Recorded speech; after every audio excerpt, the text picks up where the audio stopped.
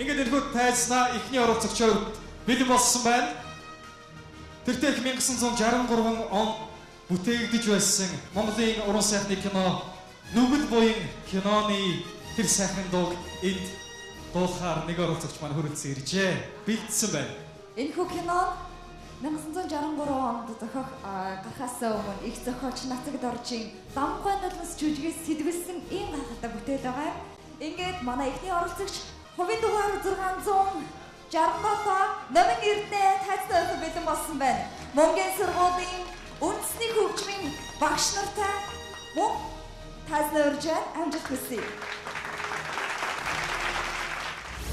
I don't know what you do, but you do it well. I'm under your spell. You got me begging you for mercy. I feel like a once needed a and somehow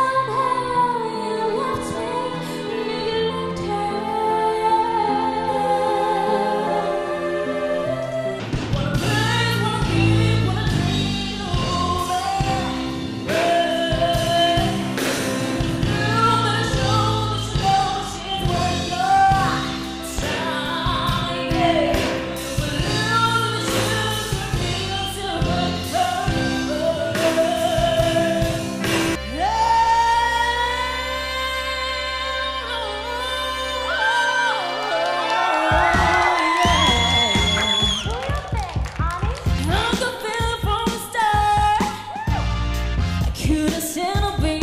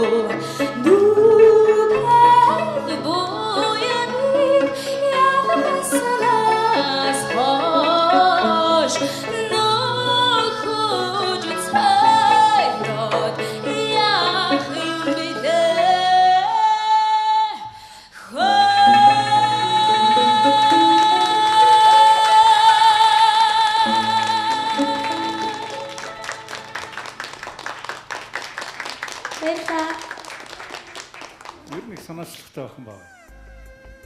Одоо өнөөдөр ч гэсэн бас ингээд гоё өрмөц үзүүлбэр үзүүлж байна. Үзэл шалган маань анзаарж байгаа. Бид нар ер нь энэ жилийн зохион байгуулах баг бол маш их тийм өрмөц тийм зохион байгуулалт хийж байгаа гэдгийг анзаарч байгаа. Яагаад гэвэл оролцогч болгоны онцлогийг үзэх, аль аль талаас нь үзэх, Энэ утгаар бол одоо ийм гинтийн ийм тэмцээн доторх тэмцээнүүд хийгээд байгаа нь бас их очиртай юм байна. Яг тэгвэл одоо Гран При гэж асар том шагнал хүлээж байгаа учраас өнөөдөр одоо топ 10 хөгжмийн зөвхөн топ 10 яруу найрагч за тэгээд CD тоглолт одоо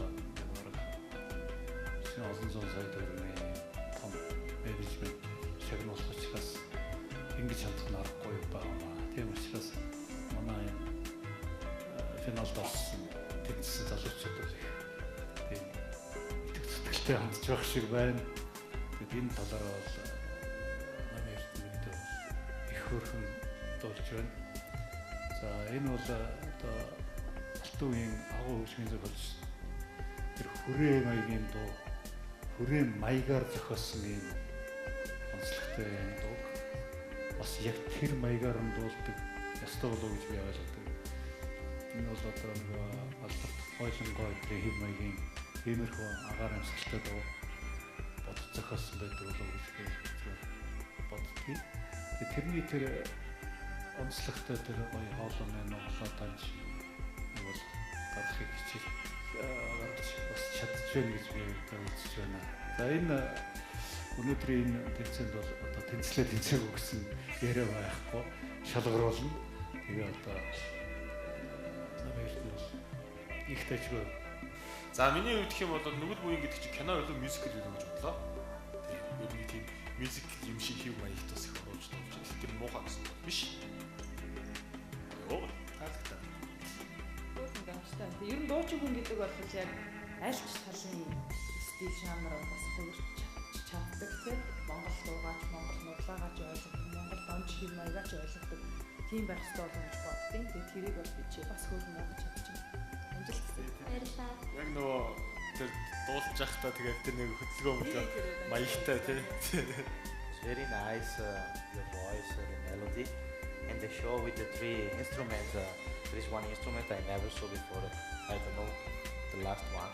What's it? Hoche. Very nice. Yes. Difficult to play. Yes. Very nice.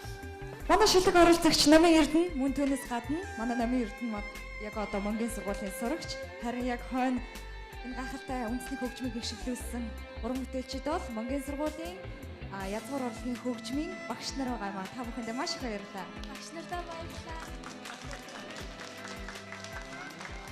Намын Эрдэнэ яагаад энэ дууны сонголт хийсэн бэ? Бас өөрийгөө өөр талаас нь харуулъя гэж бодсон. Тийм түрүү чихдэр ангир ээж гэдээ болсон юм чинь энэ талаас нь бас арай нэг дончтой даж гаргаад өгдөг үү гэж бодсон. За маш их баярлалаа Намын Эрдэнэ. Их зохиолч Нацаг Доржийн Ламхай нулимс жүжигээс сэтгүүлсэн драм төрлийн Нүгэл буян Монголын уран сайхны кино 1963 онд бүтээгдэж байсан түүхтэй. Хөгжмийн зохиолчоор Монгол улсын хөдөлмөрийн баатар төрийн шагналт ардын жүжигчин Лувсан Шаруу ажиллаж байсан юм. Хүрээ маягийн дончтой дуулалт, өнөө цагийн хэм маягийг оршуулан мюзикл дуулалтыг харуулсан Намын Эрдэнэ Монголын сургуулийн хөгжмийн багш нарын хамт ятаг, хуучир, шанц хөгжмийн уянгалаг, сэтгэл татам их шиндор үннийг өгүүлэх Нүгэл буян киноны дууг тайцнаа амьлуулан харууллаа. Шилдэг оролцогч Намын Эрдэнэд баярлалаа.